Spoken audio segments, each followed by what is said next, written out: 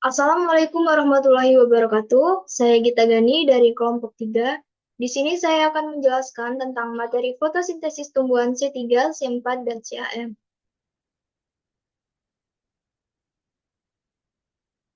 Fotosintesis adalah proses biokimia yang terjadi pada tumbuhan dan beberapa organisme lain untuk menghasilkan makanan sendiri dengan bantuan cahaya matahari. Kata fotosintesis berasal dari bahasa Yunani yaitu foto yang berarti cahaya dan sintesis yang berarti penggabungan. Tanaman C3 adalah tanaman yang melakukan fotosintesis melalui jalur C3 yang merupakan salah satu dari 3 jalur utama dalam proses fotosintesis. Pada tanaman C3 ini menggunakan karbon dioksida untuk menghasilkan glukosa, tetapi proses ini kurang efisien dalam kondisi panas dan kering dibandingkan dengan tanaman C4 dan CAM. Untuk tanaman C4, yaitu tanaman yang mampu menyesuaikan diri dengan lingkungan panas dan kering. Fotosintesis pada tanaman C4 memberikan hasil awal yaitu senyawa organik dengan 4 atom C, yakni AOA atau asam oksaloasetat, yang berfungsi untuk mengikat karbon dioksida. Beberapa tanaman C4 diantaranya yaitu jagung, sorghum, dan tebu. Tumbuhan siam adalah adaptasi dari tumbuhan yang hidup di lingkungan yang sangat kering, seperti kaktus dan beberapa tanaman sukulen lainnya. Dalam fotosintesis CAM, tumbuhan membuka stomata mereka di malam hari untuk mengikat karbon dioksida dan menyimpannya dalam bentuk asam organik.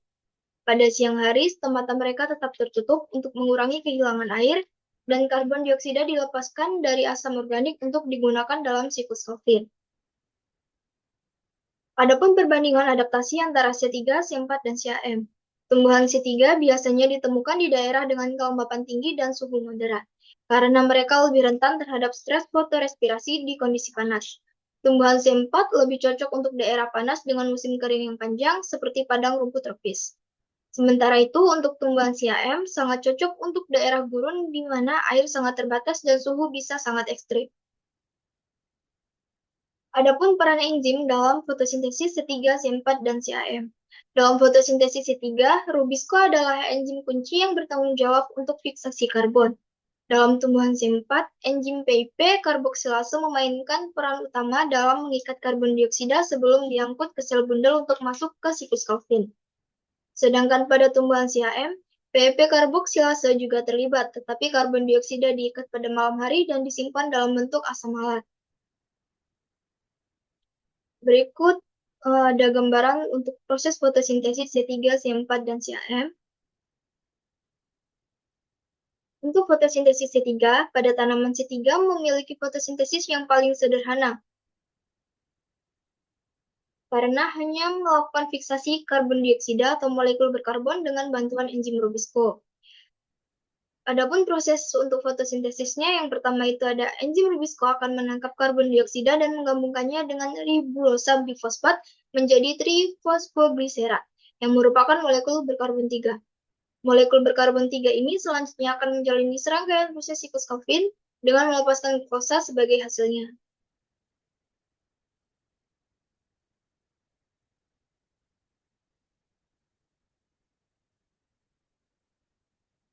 Untuk fotosintesis C4, pada tanaman C4 menggunakan lintasan C4 sebagai pembuka proses fotosintesis. Prosesnya yaitu karbon dioksida yang diikat sel-sel mesofil diubah terlebih dulu menjadi oksaloasetat atau senyawa 4C setelah bereaksi dengan PP atau fosfophenolpiruvat.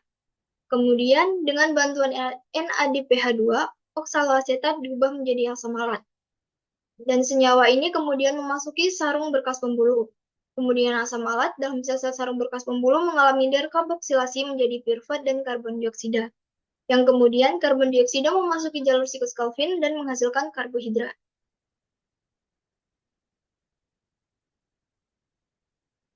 Pada CAM, krasulasian acid metabolism mengikat karbon dioksida pada malam hari dan melepaskan karbon dioksida pada siang hari untuk menjalankan siklus Calvin.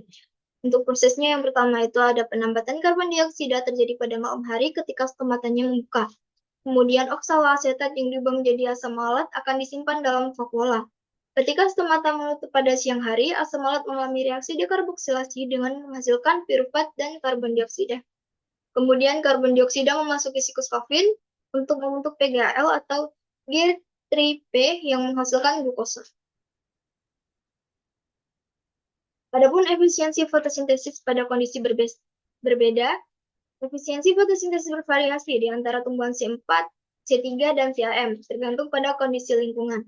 Tumbuhan C3 lebih efisien di daerah dengan iklim sedang, sedangkan tumbuhan CM4 lebih efisien dalam kondisi panas dan kering.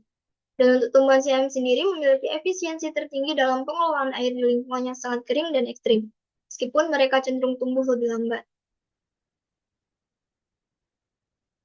Untuk kesimpulan dari materi yang telah saya sampaikan, yaitu fotosintesis merupakan proses penting bagi tumbuhan untuk menghasilkan makanan menggunakan cahaya matahari. Ada 3 jalur fotosintesis utama, yang pertama itu ada C3, C4, dan CAM, yang masing-masing beradaptasi dengan lingkungan berbeda. Tumbuhan C3 paling efisien di iklim sedang dengan kelembapan yang tinggi, tetapi kurang efisien di daerah panas karena mengalami fotorespirasi yang tinggi. Tumbuhan C4 lebih cocok untuk lingkungan panas dan kering, menggunakan mekanisme khusus untuk mengurangi fotorespirasi dan menghemat air. Sementara itu, untuk tumbuhan CAM beradaptasi dengan lingkungan sangat kering, membuka stomata pada malam hari untuk menyimpan karbon dioksida dan menghindari kehilangan air di siang hari. Adaptasi ini memungkinkan tumbuhan bertahan di berbagai kondisi lingkungan. Baik, sekian dari saya. Kurang lebihnya saya mohon maaf. Saya akhiri. Wabillahi taufiq wal hidayah. Wassalamualaikum warahmatullahi wabarakatuh.